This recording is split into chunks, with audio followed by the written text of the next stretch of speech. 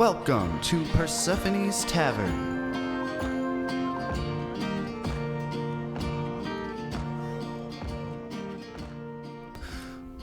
Welcome back to Ivola. I am your humble DM, Trevor Trent, joined as always. We have Hayden Poindexter, Galil Ormender, Austin Boyette, Elara Viraleth, Nick Lloyd, Yuriael Gloomraven, and Andrew Goebel.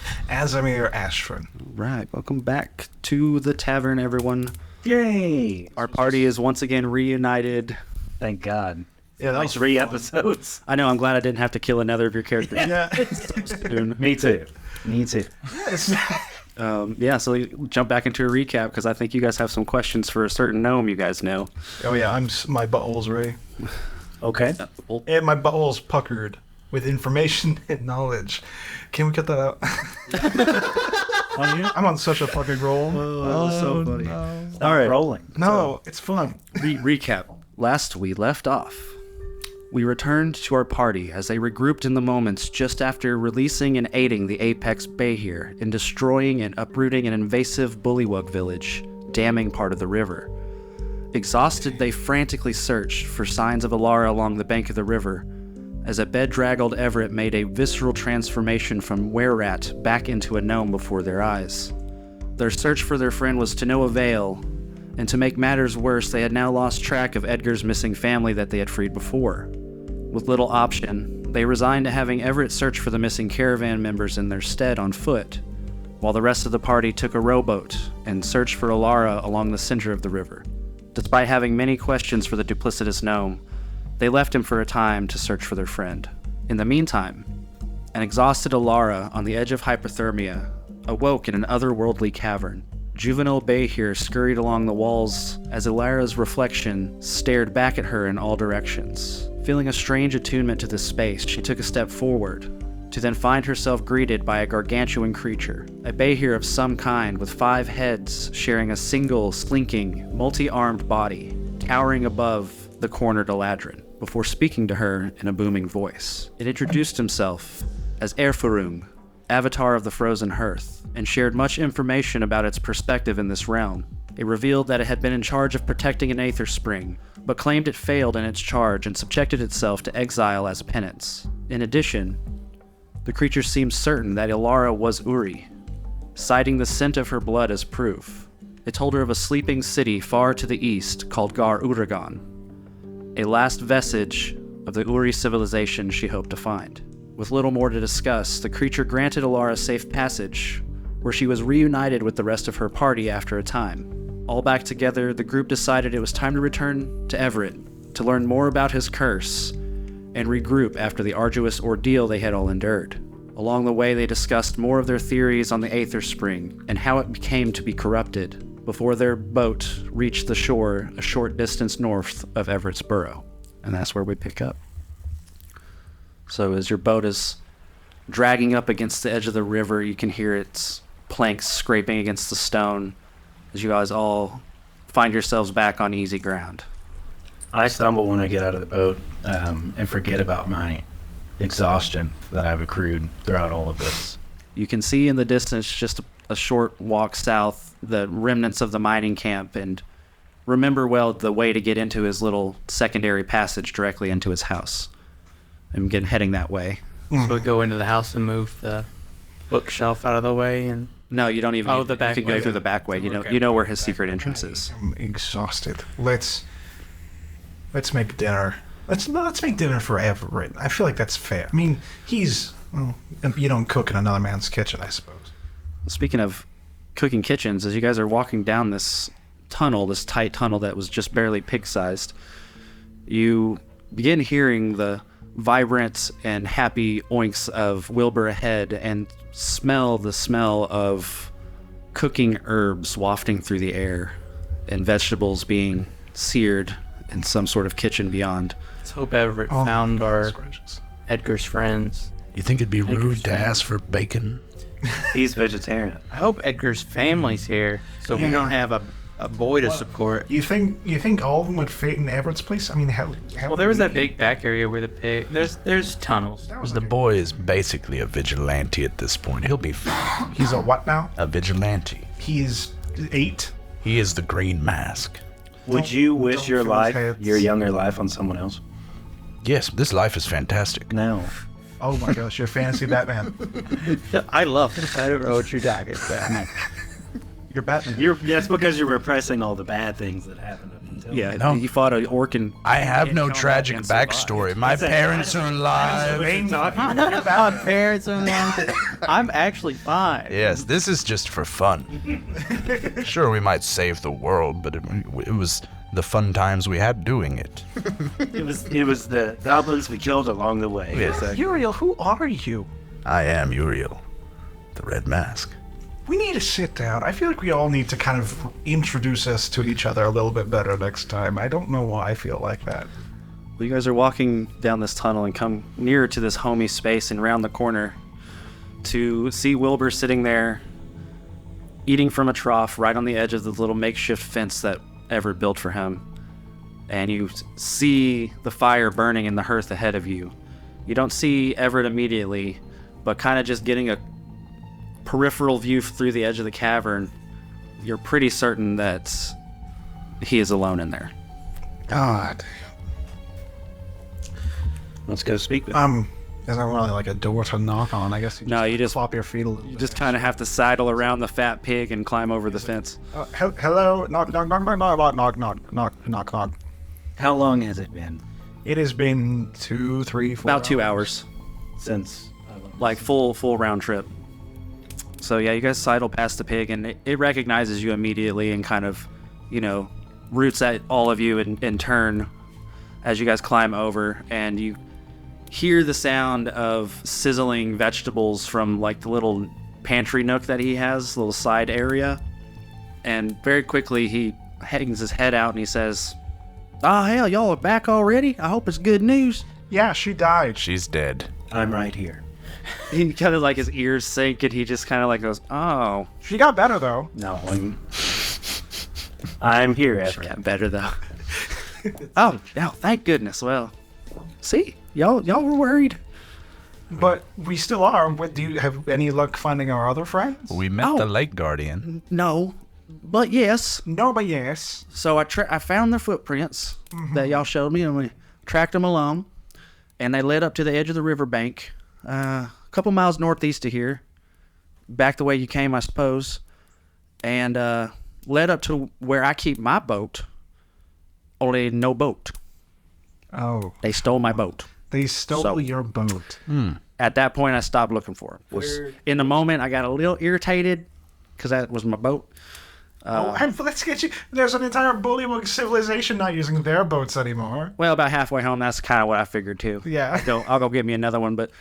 But yeah, when I lost their trail on the edge of the river, they must have gone upriver in my damn boat. Where would that lead? On east, Outside of the cave. On east. on where you guys were headed, if I do tell. And you see, like there's like a moment where he touches on that subject, and there's like a huge wash of guilt in his face, as he kind of like slowly goes back to just, "I'm gonna fry these vegetables right now. Was he? Y'all just have a seat, make yourself comfortable. We'll get to talking in a minute. I'm gonna get us some grub. I gotta grab a few more things. I wasn't expecting y'all back so soon." Oh, absolutely. Thank you so much. Your hospitality is too kind. I take a seat and I immediately pass out Really? Yeah. Okay. until someone disturbs me. Asimir like passes out immediately. I ran a marathon today. I take a note, Everett, if you need any assistance. Oh, sure. Yeah, if you're comfortable around the kitchen, by all means. Yeah. I am 300 years old, so I don't know what that means, but sure. I just sort of stoked the fire. I assume there's a fire. Yeah, it's got like a iron rod poker that just kind of hangs off the edge of it. That you I can. stoke it a little bit, then curl up next to it. I really said I'm 300 years old. He said, I don't know what that means. Like it's like, How long have you been down here? He's been down there for several hundred years. He said. Yeah, I'll go into the kitchen and help her in any way that I can. Strange. Sure. Like he's basically just searing vegetables. He's got like thinly sliced root vegetables chopped up. Can I take onions some and rations things. that I have that Natural include herbs. some fey vegetation and fruits, Sure. and add that up? Start pulling up exotic stuff. He kind of bananas. gets excited and starts asking. He's like, "What's all that? I've never seen any of that. Does it taste good?" Oh yeah. I'm partial to the kumba fruits, and I pull out a Kumba couple fruits. of kind of like grape size, orange, bead-like vegetable or fruits, and smash them up and pour their juices in there. Oh, that's gonna make a So are you saying kind of a sweet and savory thing going on there. They have minor restorative powers too, so Oh, good I think berry. you'll like it.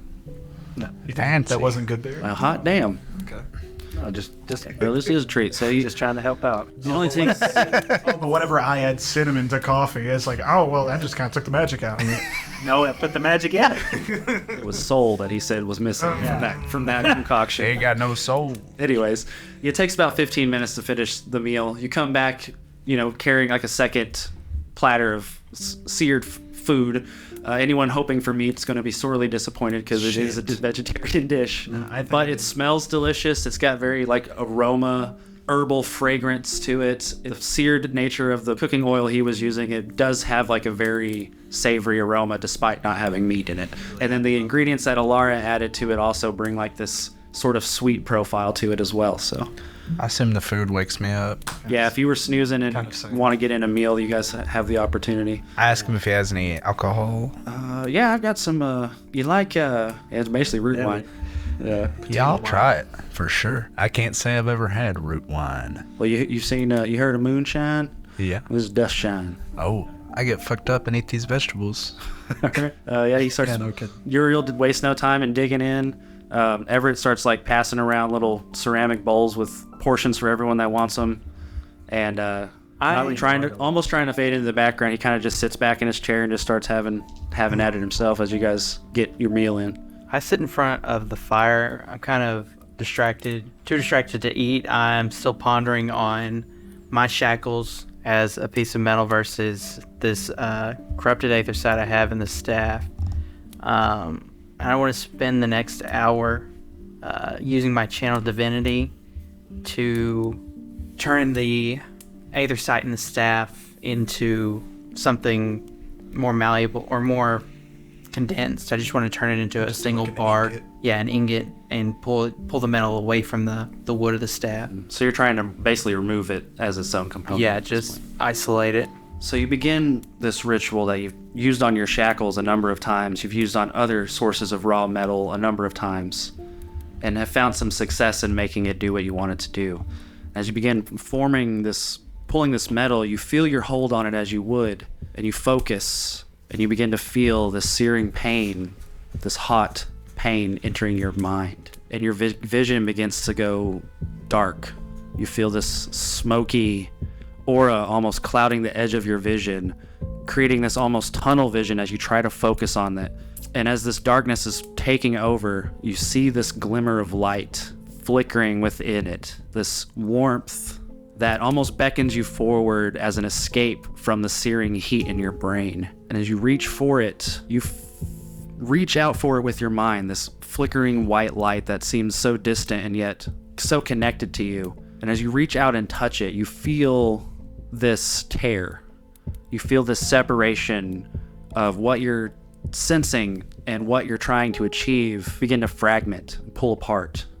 And as you're trying to cling on to this light, you feel everything begin to lose that stability of the transmutation magic you're trying to channel.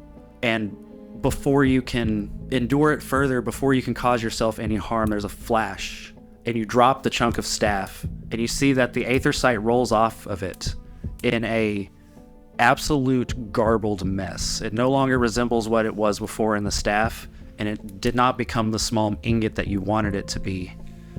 It just fell to the floor in a garbled, melted, misshapen chunk, and it just falls to the floor. You don't feel any physical repercussions of that. You feel it kind of hard to catch your breath in the moment as you're just reeling from that result of casting this channel divinity. But there was something there. I'll look over as soon as the metal drops and say, "Everything okay, Galil?" Yeah, I'm kind of interested as well. Well, at least that to some extent proves that the metal that I'm working with, the aether sight that I'm working with, and my mother was working with, is somehow distinctly different than this corrupted material, because I can easily work with one, but I can't seem to make this form or shape like other metals that I typically am. So I would imagine that there's something that can be done to purify this, but I'm unaware of how to with my current capabilities. I definitely need to get back to my mother's forge. It occurs to you that if what you're saying is true, that in some point in your exile, you might have accidentally purified them on your own. During that time, you remember being extremely dedicated to your religious study and atoning for something that you weren't even sure you had done. Which, that thing I'm becoming more and more confident had something to do with this corrupted aether site in the first place. If my fellow dwarves were using weapons that were, or if I was using a weapon that was unknowingly made of corrupted aetherite, maybe that's what drove me to do what I did. What did you do? I don't want to dwell on that for now, but it caused me to leave where I grew up for a very long time, until now. I definitely want to get back to the forge. I'm gonna go to sleep. Yeah. I'm really tired, but I would like Asmir to probably help out with dishes or something like that in the meantime before we get started on the interview. The interview. The interview. Yeah, to that token, Everett's just still remaining silent, listening to the conversation intently, but hasn't chimed in. Galil finishes up and makes himself comfortable and gets ready to sleep. Asimir starts helping gathering up the unfinished bowl that Galil had, his own bowl. What are the other two doing? Oh, I already know what Yuriael's doing. He's getting drunk. Getting fucked up. Yeah. He's doing what he always does in stressful situations. Eating this rabbit food. Rabbit. Oh. I'm probably cuddled up with the pig somewhere at this point. I'll just chat lightly with Everett, and he seems reserved at the moment, and I don't want to make him feel any less comfortable in his own home than we've already made him feel. I want to say, I hope us being around these last few days hasn't caused you any discomfort, Everett. No, not at all. I mean, it's been kind of a nice change of pace. Well, it seems like you came down here to be alone. Yeah, for the most part. Hey, don't ask him those questions yet. Oh, sorry. Dasimir's in the... He's in the kitchen. He's in the kitchen, yeah. It's like 4 bowls. And the equipment used to make... He's saying that German word over again really fast. And when Asimir walks back into the room, I want to cast guidance on him. So is the night, or this version of night, you guys really aren't sure what time of day it is, being underground for so long. 8 in the morning. Your circadian rhythms are getting all screwed up. But as Galil's snores begin to echo through the chamber, and Yuriael's drunken babbling devolves into snoring as well, the chamber darkens to just the flickering light of a smoldering hearth bouncing off of the 3 of your faces. You sit down next to Everett. You cast guidance on Asimir as subtly as possible. I feel like you would notice. Have a wisdom of 10. But, so, Everett. This is very interesting. I must admit, I myself am very interested in what exactly you have. Before we get started, I just want to go ahead and ask your permission if it ever comes up. Would you be would you be okay if I proposedly write a paper on this or something like that, a report of sort, for research purposes of this event? Sure, I don't see why not. Absolutely. May I use your name? Yeah. Okay. All right, can I get full name? Everett Templeton. Everett Templeton. In the pigs. Wilbur. Just Wilbur Templeton? Just Wilbur. Just Wilbur? Okay. The pig. The Wilbur the pig. Middle name? The. Okay. Just making sure. Wilbur Big. He checks back with Elara for like, am I doing this right? Alrighty. So, Galil's like, no. So, with as much as you're comfortable with, tell me what drove you down here underneath Bahamut's spine. See that wash of guilt rush back across his face. Your priestly friend was dawned to me from the start, I think. I haven't been exactly honest with y'all.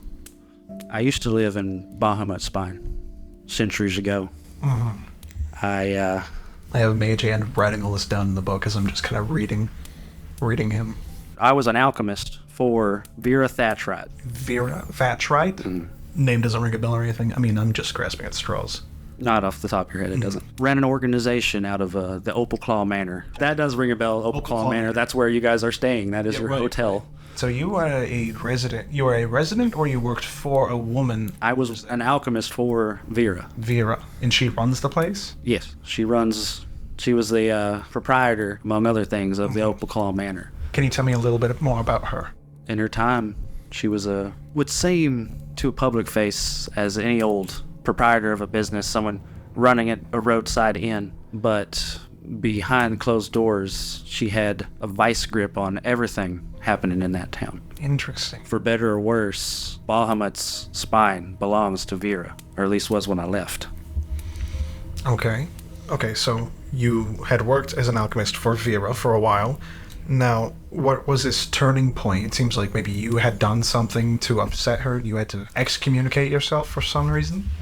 She says, one day, she sent me a job, said she needed to rent me out to another organization or help them out with their research. So I found myself under the employ of a wizard who had been secretly using the abandoned garrison tower for his research. Interesting. Okay, I'm not going to say anything about what we know about the garrison tower, but I'm just going to note that and put that in my writing.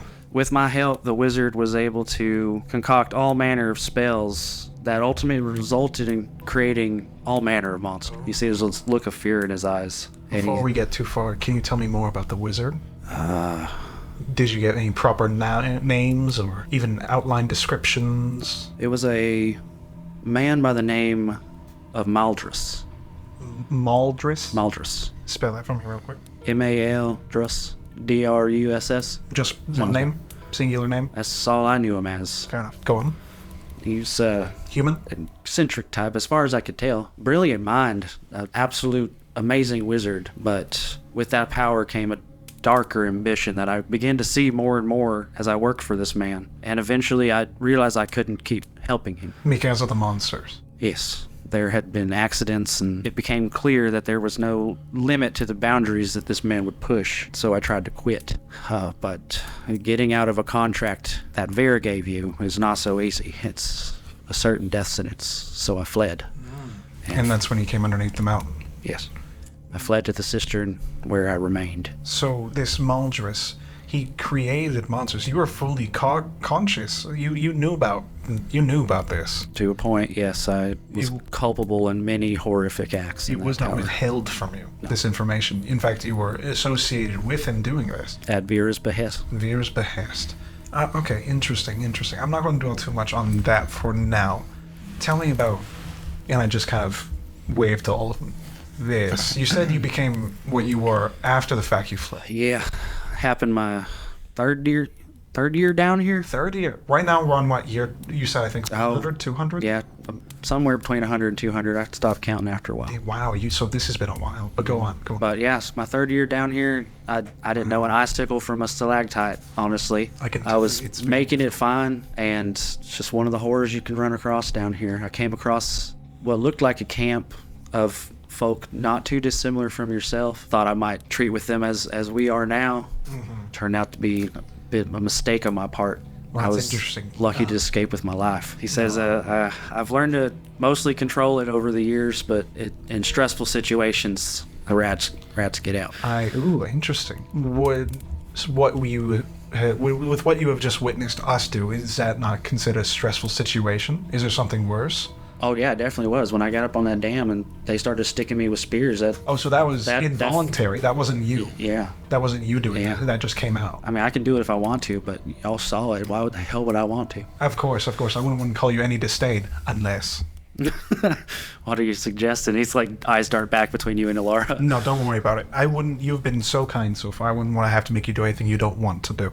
Especially with giving us this information, which is all very fun information. Now, just some other BS questions. Probably talking about like the anatomy, how it feels, how long has it been like this, stuff like that.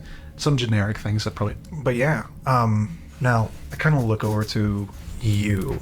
I'm trying to think if I want to mention the screaming from the tower that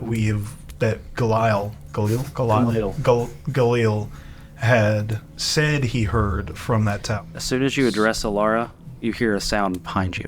Thump, thump. do something. I slowly turn to see what's behind me. You see your grandfather's journal on the floor. Oh. Just off the back of your backpack. Interesting. Must have had that precariously loosely placed there. Give me one second. No one else really noticed it happen. It was kind of like, hey, Elara, flump, flump, and then you kind of look back and see it, and then you've got Alara's full attention as you're reacting. Give me 1 second. I'll go take care of this real quick. I'm going to go grab the book, and I'm just going to try to see if I can pick it up, put it back in the bag. Just kind of nice, where somewhere tucked. Nothing happens. Yeah. Your magic mouth kind of whispers, no issues to report, sir. Thank you. Good job, soldier. You're doing your job perfectly. Except for keeping books in bags. Yep. You are doing your job. Here, pull out some spare scrap paper and just kind of ball it up. It's like, have this as a treat. I got a talking backpack now. Kind of think to myself, you hear me thinking to myself in your head, just like, should I bring this up or not? Screw it. So one thing that kind of piqued us to just come down here in the first place, we were investigating a guard tower of our own just outside of the village of Bahamut's Spine. A friend of ours, and us included, have reportedly heard, I believe screaming was the right term. It could have been moaning or wailing, but I believe screaming was the adjective he used for it. And it's kind of set us to wonder what is going on out here, and somebody had tipped us off that there was an entrance to it underneath this mountain, which is why we are here now. And then we did the bullywug stuff for you. And it's funny you mention the guard tower. The whole time you're talking about that tower, his face goes awash when you're talking about hearing the sounds and recent activity there. Like a storm had just started and everyone was inside. No, I left. There's no way that he's still up there. And this was years ago, 200 years ago? Yes. Most people wouldn't be alive 200 years ago unless this is some sort of engaging practicer of what he started. Do you think he would be open to other people? He'd have to find somebody to be his successor. I think on some level, Vera hoped that maybe I would be his successor. Vera, was she also a human? No. No? That's why I'm not certain if she's alive or not, because she was an elf. She could very well still be alive. Oh, very well, very well. Well, elf biology differs very much so from human biology. They can almost presumably live forever, But I feel like. as I said, the Moltres was human as far as I know. He should be long gone by now. As Vera, I'm afraid of. But you're saying he's still alive? Not saying he was still alive. What we're saying is that we just heard screaming or some sort of ruckus coming in that direction of the tower, and somebody telling us that there was an entrance down here. Well, that's kind of alludes back to what I said. I was not telling you all the truth. Which is why I think this is very interesting. I know for a fact that across the lake is the entrance to the tower you're looking for. Across the lake that we were just at? Yes. Okay. Where I said that y'all should maybe go check and look, I for sure know that is where it is. Not that we couldn't find it on our own, but do you think you can mark it on this map that I pull of the ripped map I had? Sure. From the mine? No problem at all, although you'd have no problem finding it, trust me. Really? Pretty obvious? Yeah. It's almost with like a tower mirrored from the surface version in its own right. Very interesting. How deep underground are we right now, do you know? Man, from Bahamut's Spine, probably thousands of feet. And so that tower goes thousands of feet down here below us? Indeed. It's a big tower for a big wizard, it sounds like. Well, it wasn't originally built by or for wizards. It was built by the dwarves ages ago to guard the borders of the country of the kingdom of Sarusha, and has long since gone in disrepair. It was abandoned long before I moved to Bahamut's Spine. Sounds like a dwarven thing to do. That feels like a pride thing. My tower was bigger than yours. It didn't surprise me much that Vera had some illicit happenings going on in an abandoned structure like that. But for what it looks like on the outside, there's was quite the sophisticated research laboratory, taking advantage of everything the dwarves had built before. You mentioned just research laboratory and everything, and I just the wizard and Azimir is just saying, like, this might be really fun, but I do not want to fuck with this shit.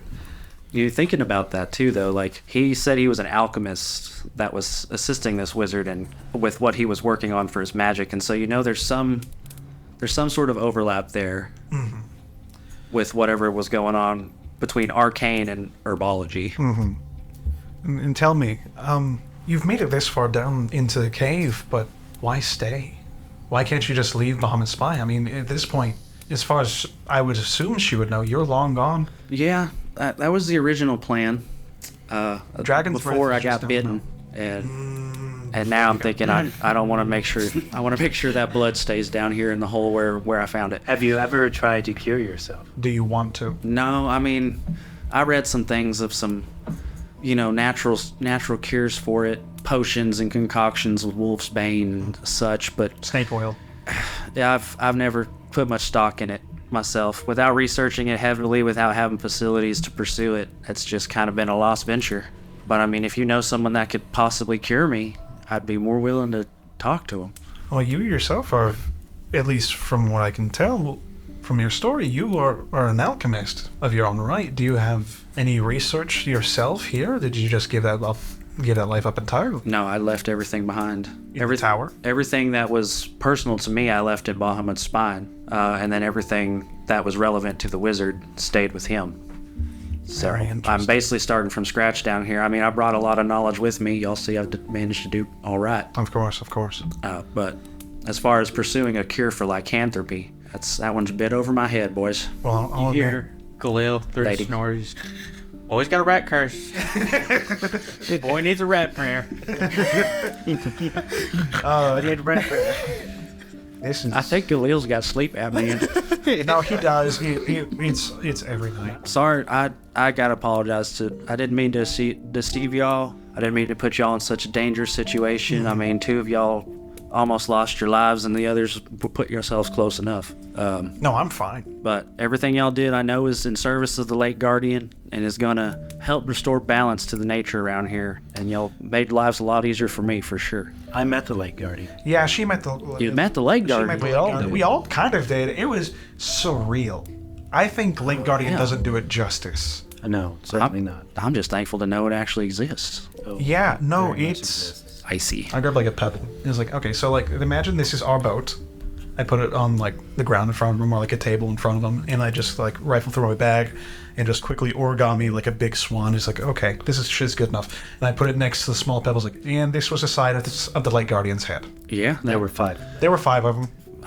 Wait, what? Hold on. Heads? I take the origami crane and just and more like that. Well, I mean, the scale meets up to the legend, at least. I think I didn't that give me one of them. the late guardian's form, he most likely adapted his form to be more relative to the creatures of this area. The Bahirs seem to revere him, at least while he is in this form. But his knowledge is vast and extends vastly beyond this underground area. Apparently he talks too. Yes.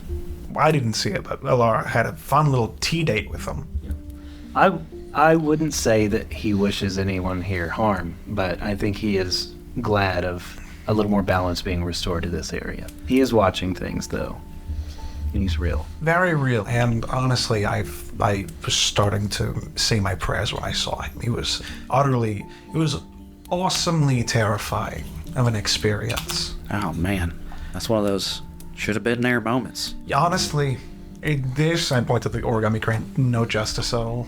In fact, I mean, don't worry about it. Speaking of should have been there, I understand that you're content down here, Everett, but if the chance arose where you could return to Bahamut's spine, either cured of lycanthropy or maybe contained to some manor, would you choose to do so? Sure, yeah. Oh, I feel. I don't suppose I was planning to live down here my entire life, but Well, it at just this sort rate, of I think you will.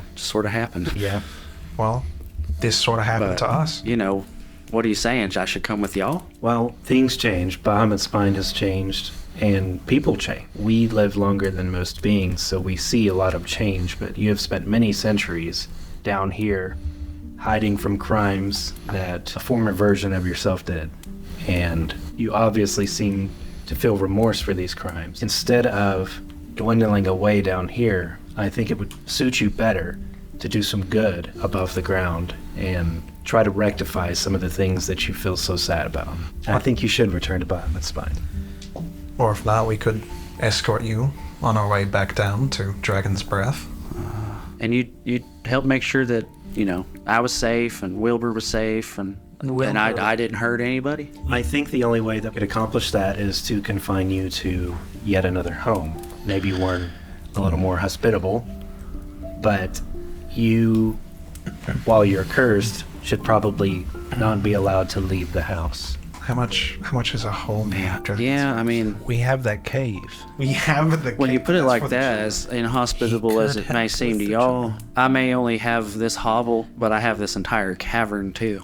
Yes. Yes, but think about what you're sharing it with. Sure, to which I've acclimated, Fair enough. and to which has no real intent to hurt me at all, other than its own survival. So in that light, I would say no. I'd have to stay here rather than be confined in some strange home in a town I don't know. You have to respect that. Then I vow that I will do everything that I can to try to find a cure for you, so that you won't have to live in fear of hurting others.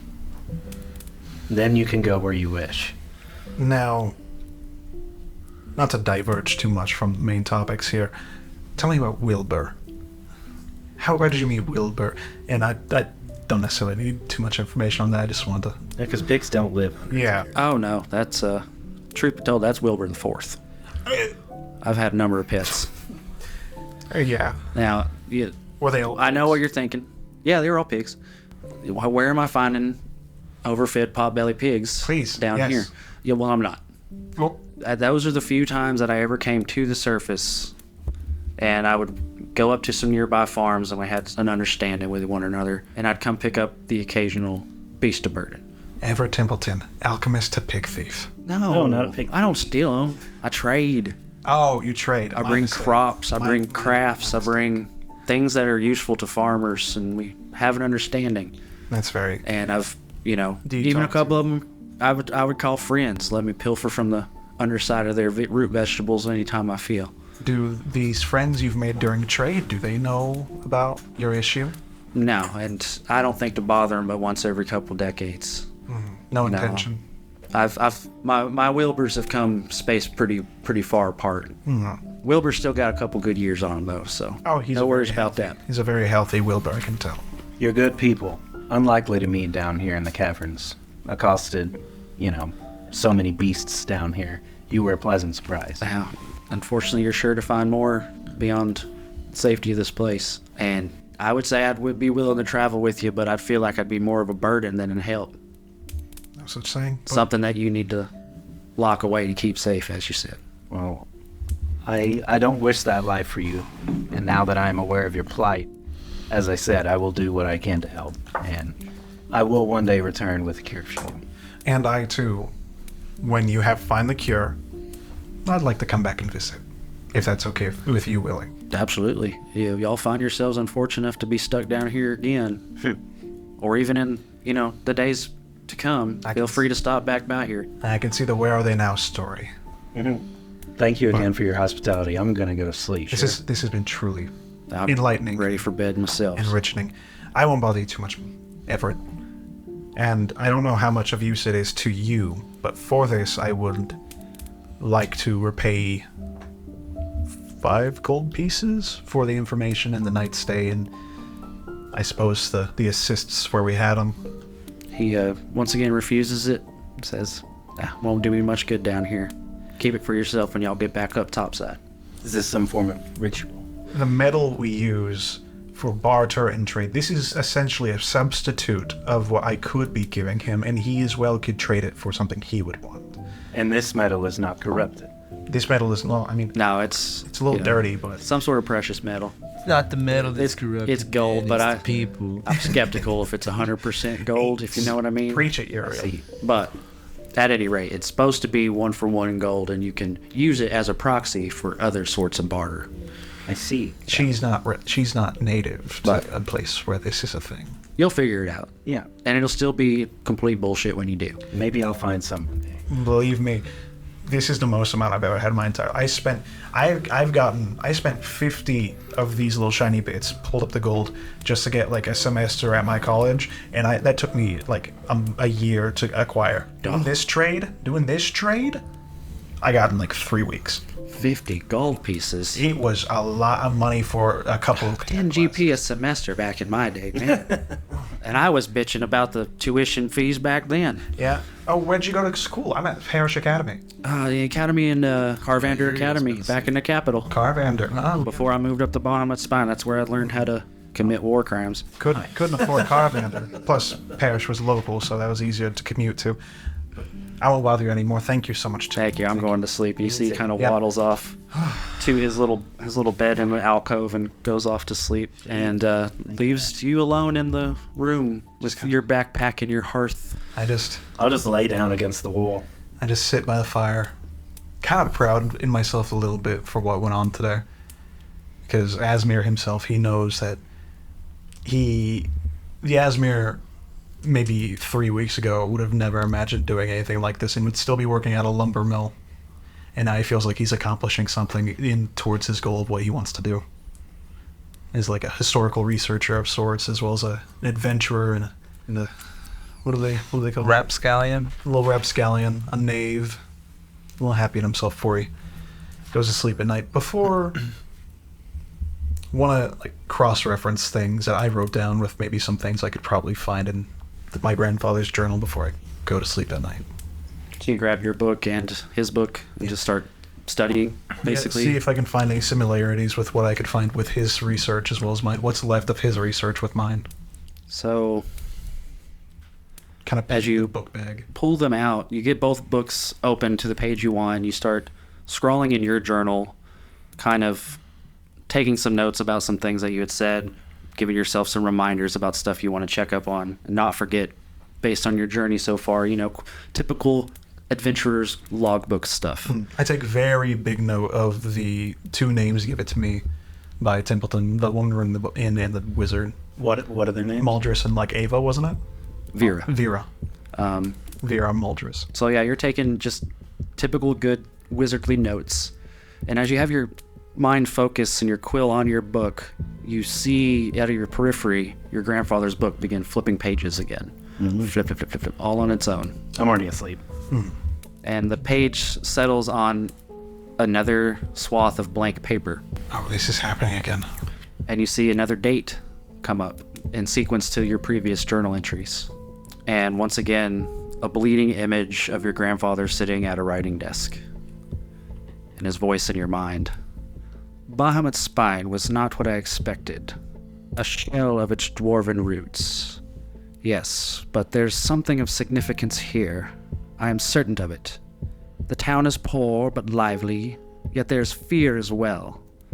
And the darkened tower at the edge of town calls to me in the back of my mind.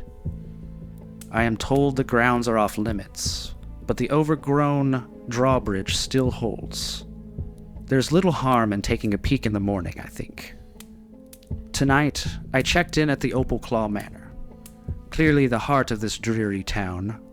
I took in an ale at the bar and found myself drawn into a game of chess with an elderly local. I once prided myself as a student of the game, but no longer. This fox shall know no rival. I will devise a game to truly challenge him in my free time, but I digress.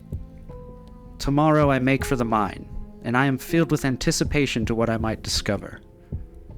Could such a mineral truly exist? The way will be treacherous, but I know just the spell. And you watch as the page curls over, and you see the components and actuators and magical sigils begin to form for the spell Spider Climb. And Asmir learns the spell Spider Climb. Just completely looking into it and everything, I'm immediately jotting this down as much as I can and just kind of practicing it and everything. Is like, oh my goodness gracious, this is absolutely enthralling.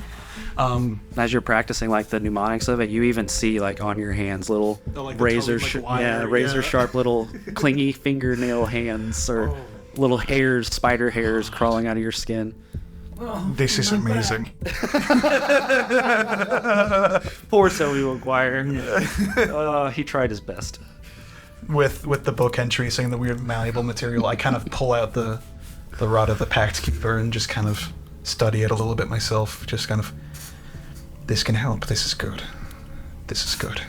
And I put it back in my bag. Yeah, nothing special. I'm just going to be flipping through the pages, just looking through my notes until I feel like I have to pass out. It's that typical wizard crunch where you're like, well, I got spells to prepare for the morning. Yep.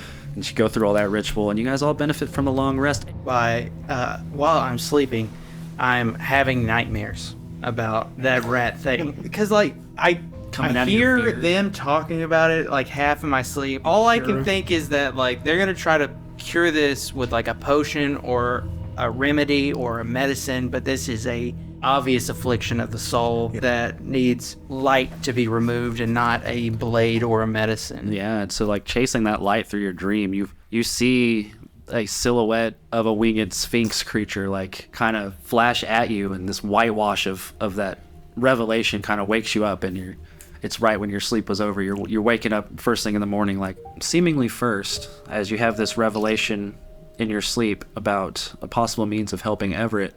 And you wake up and you look around and you see Azimir already awake ahead of you, sort of reading a book. Like, it looks like he stayed up all night reading. Fire's gone out and everything. Fire's gone cold.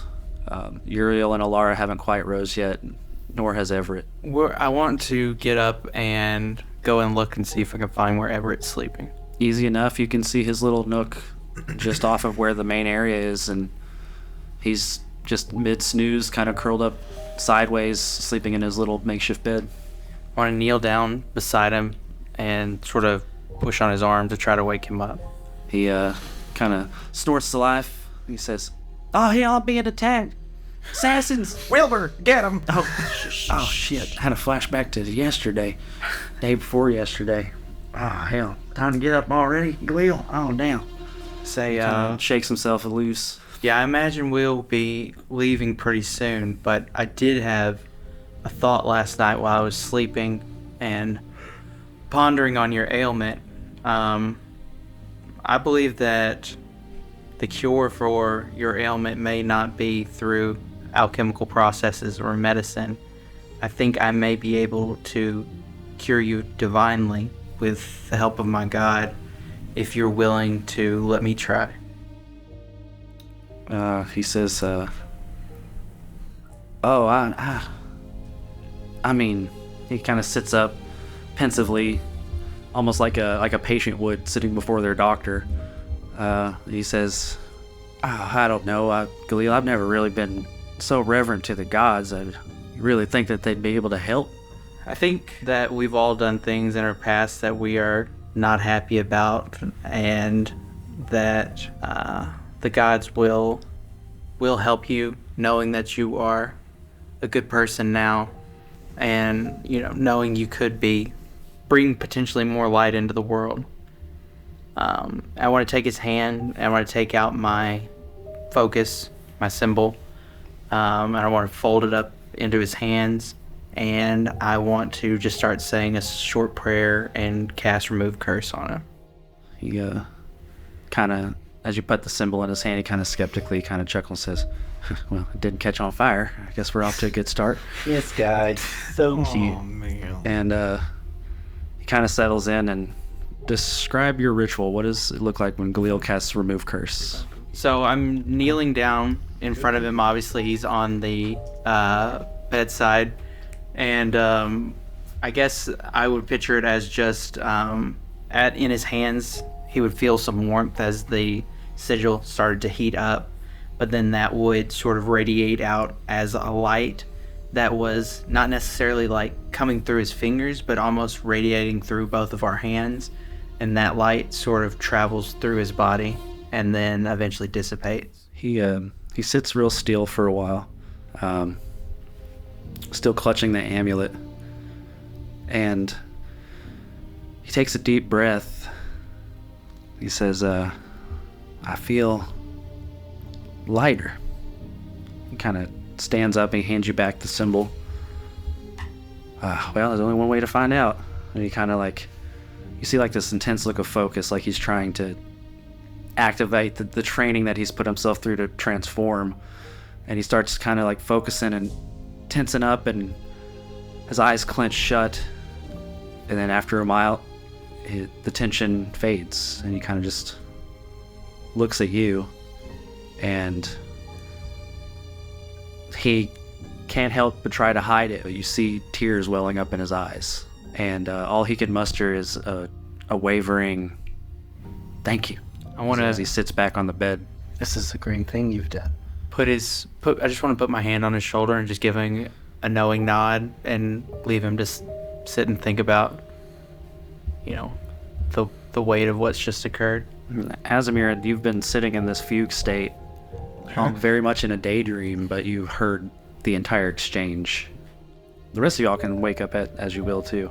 We can say Elara was hanging in the doorway going, "Oh, if we want." Yeah. I feel like she'd be getting pretty emotional too, because she just stated that it was one of her life's missions to find out, how she could heal him.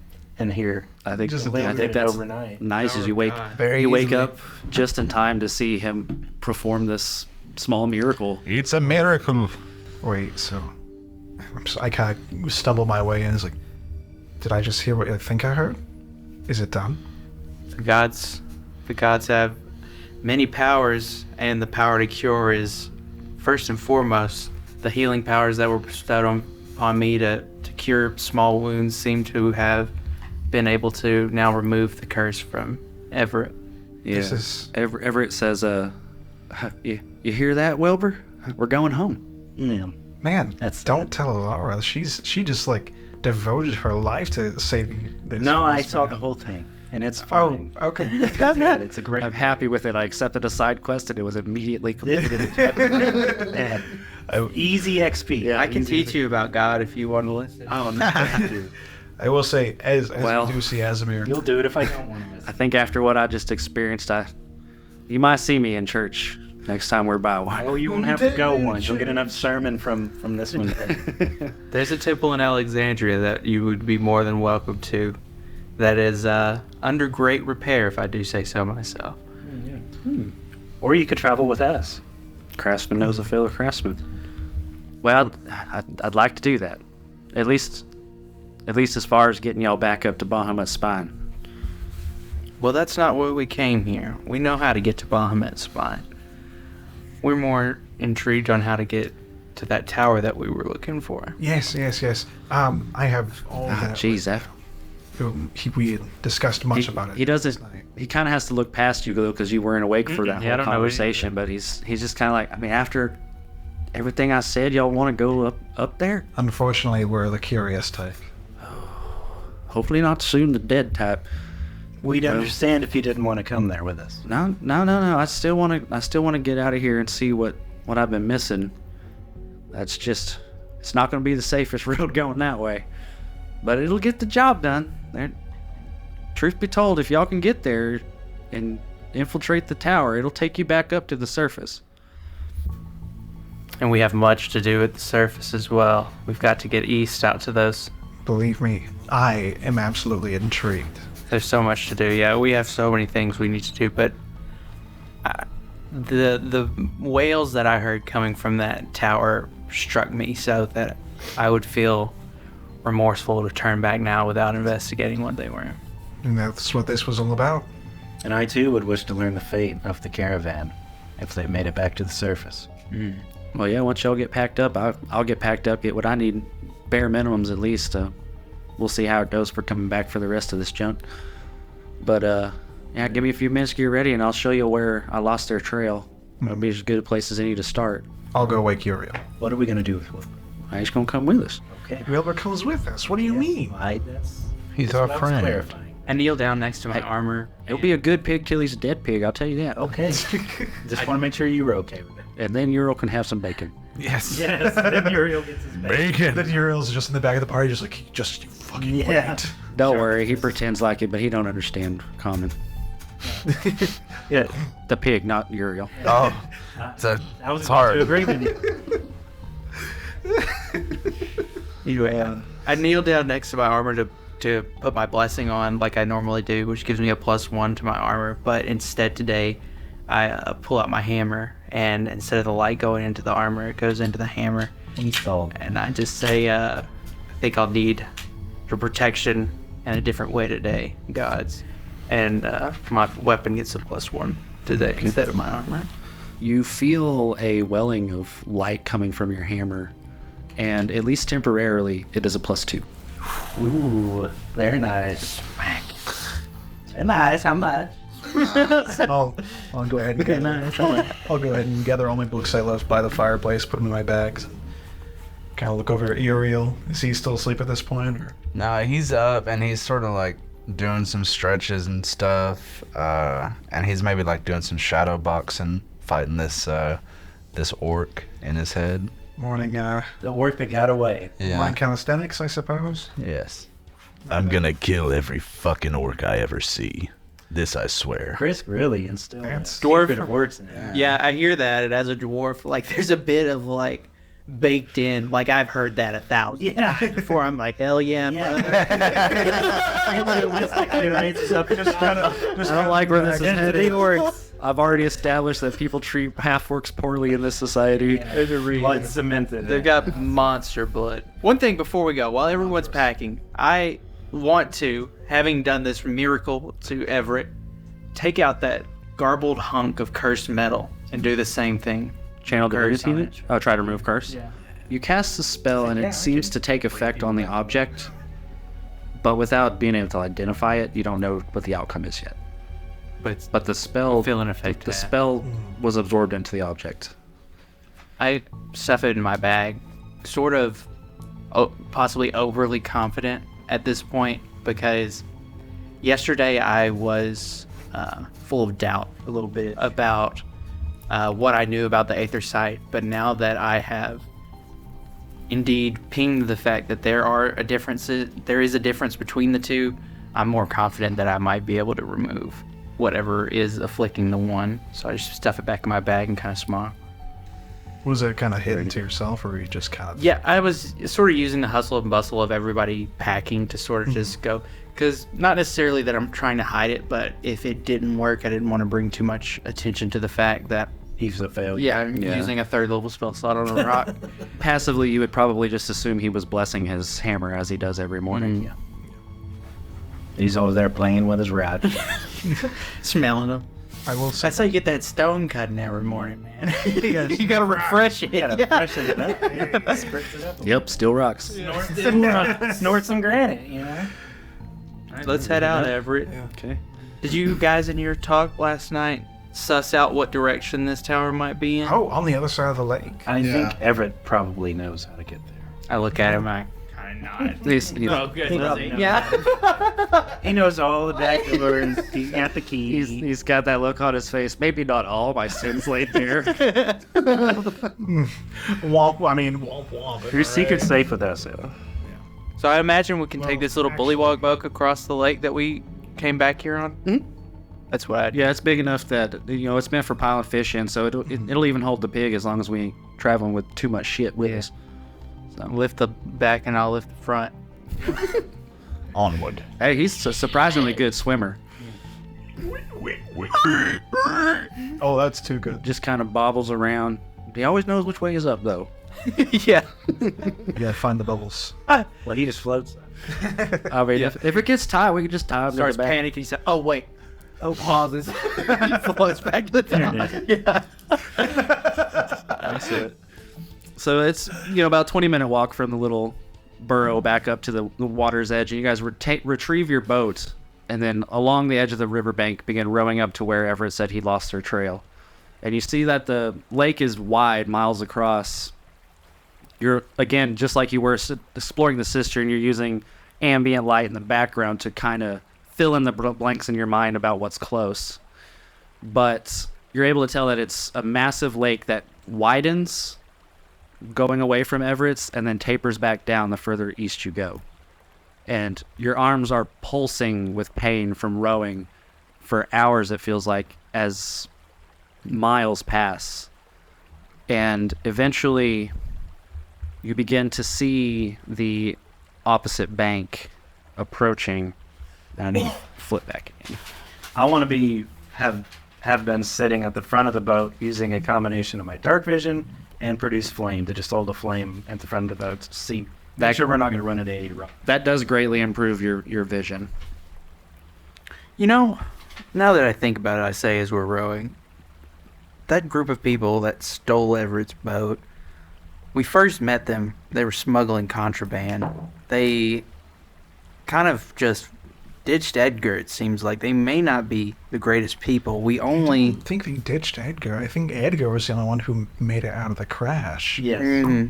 Yeah. And he stumbled his way up. Because it seems like they were the ones who fell through and broke the bridge. But the first two things I said were true. They were smuggling contraband, and they did steal Everett's You boat. did learn after the fact that the contraband belonged to Edgar. Yeah, I was about to say, can we mention... So how do you feel about the boy wizard, really? He was the one that was the smuggler, if you really think about it. And they're just defending, and the dwarf took the fall for him. Yeah. The whole caravan was They hiding steal the kid. Everett's boat. They did steal Everett's boat. Sons of bitches. Sons of bitches. Yeah, they stole my boat. They probably didn't know it was my boat, but they stole my boat. Do you put your name on things? Well, no, I don't have any reason to. You probably should start putting your name on things. What was I going to say? Bullywugs don't steal, please. I mean, it couldn't hurt. Seems like you should have wrote humans don't steal. Apparently, property of Everett. I know now. So does this bank that we're approaching look pretty similar to the bank we left? Stone and stalactites and stuff. You see that the bank you're approaching is along like I should retcon and say it's not as much a bank as you come up to a cliff wall. You see a high bluff above you. Nondescript detail, you can't really see into the shadows much. You can just barely make the edge of the cliff line high above you. We're talking 200 feet at least up to the top of that edge on a sheer wall. But as you get to that point, the river kind of tapers to around and heads back north. And as you guys go along that cliff, the bluff begins to taper back down to flat ground. And as you guys come into this very narrow tributary that almost seems to end, it kind of comes to a point. There's a little bit of a lake there, and there's just a large waterfall feeding quite a bit of water into the river. You see flitters of light kind of flickering up high from where that waterfall is coming out of. And then you see a vaguely worn path that kind of circles back up towards the bluff and kind of goes around that natural obstacle. But from where you guys are pulling up to shore, you can't really see too far ahead. You're in this sort of like narrow canyon that is kind of coiled back north and has dropped you right next to this waterfall. So we've got to climb how far? Oh no, there's no climbing, Everett says as he's kind of like helping y'all draw the boat up. He says we just need to follow around the edge of this bluff and it circles back around and heads south, and that'll take us towards the tower. He points up, he says, that's the way I was going to take you back Bahamut's spine if y'all wanted to ease your way back up to the surface. Should we go to the tower first? I'd like to see what we can do about this tower. Yeah, that's what he's saying. He was going to take us up this way. That remains an option if things get dicey. That's good to know. So let's head on that way. And he leaves the boat, kind of ties it off on a rock or whatever. You look around, and in the general vicinity, you don't see any sign that any people have been here, other than some errant footprints walking up this kind of worn path. I take that back. You do see Everett's boat. Oh. And he's like, oh shit, there it is. They made it. They made it. They made it to the wizard tower. I'm not so excited about that, but I get my boat back. Yeah. Hey, think about it now. 2 boats. 2 boats that I'm leaving behind. But yeah, I'm leaving. It don't matter. It's hard to let go sometimes, Elara. So, I asked Yuriael, I said, can you track the footprints coming from that second boat and see which direction they're heading? Very possibly. I inspect the tracks, get a good feel for them, and then I'll start trying to figure out where they lead. Sure. Give me a survival check. Other than that, they'd have to scale a wall and a waterfall. No, there's 2 directions. They could go here and they could go up to Bahamut's spine, or they could go into the tower, which I hope they did not. Yeah. You head back that way, and you gotta brush up against the kobold's territory a bit.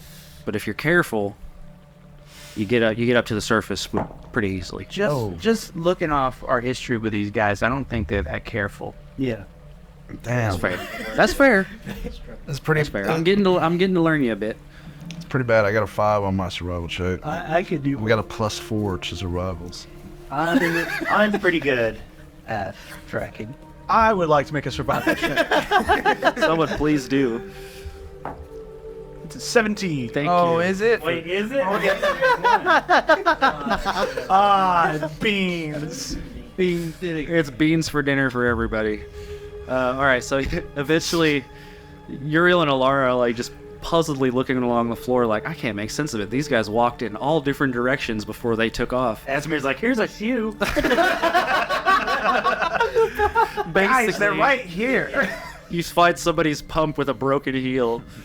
While we're looking down at the ground, he goes, "Oh, there they are." They're just up on the hill looking at us like, sorry we took the boat.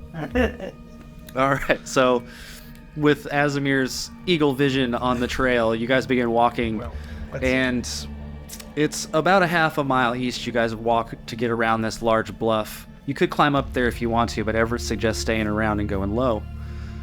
And that's where the footprints went as well. And you loop back around, and you see that it starts to go lower. And as the terrain begins to go down, you see a clear path that continues forward. Kind of similar to the way it was when you guys were first scouting out the cistern and got a huge scope of this place. Only rather walking towards this expansive area that was the cistern, now you see that it's starting to narrow, and you're coming into a canyon that is going deeper and deeper.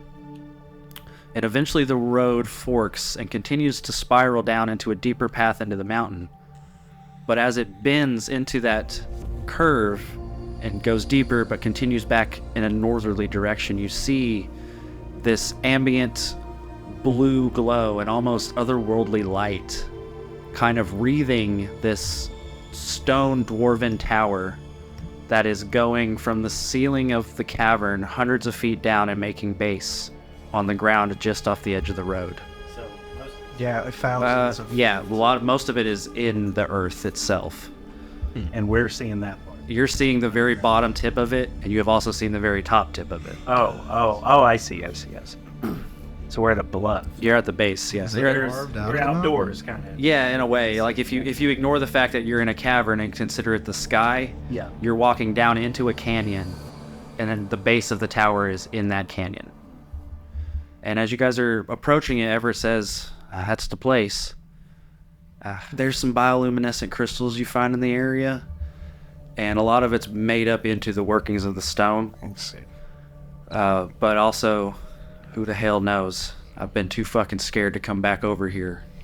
Well, I commend your bravery so far. So. Yeah, we'll see. It's time to mend some of the things you've broken, so I think it'll be good for you. I'm willing to try. Does it look like the It's a mile off from where you guys are at. and the steps we're following head that direction? It's like a worn path. Like there's not necessarily steps built into it, No, but they're foot tracks. but it's foot tracks that lead down this already pre-existing subterranean road. And it leads down to the base of the tower. And as you guys are walking this mile trek that leads down to it, scanning the area, hoping to see some sign of the convoy, some sign of anything, some clue as to what you're walking into. That's where we're going to end our session. Oh, Snap. nice. Cliffhanger. Bluff Hanger. Tower hanger. Yeah. Wow. But remove curse on Everett. Did not see that coming. How about that? Did not see that coming. Quick. Now I have to stat him out of Now I fix you. Person. I'm gonna fix you. You're here. We're gonna leave. Hey, bitch. Big fucking whoop. God dang it. You can't get a fucking root to do that for you, can you? It's funny because you guys both revere the same god. Yeah. Just wrongly, he does. He just ended the right. He worships better. Well, see, it's like a different way of looking at it though, because like from Elara's perspective, she might have to make a physical journey to the top of some fey mountaintop to literally get a face-to-face with a god. Yeah. And everything on this side of it is like driven by faith, but seeing the results of that faith come to fruition. And so you guys both get to see.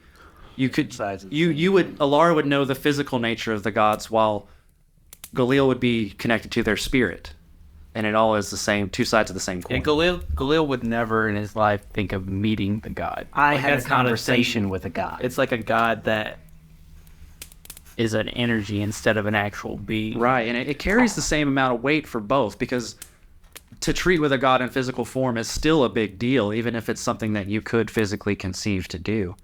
So very cool.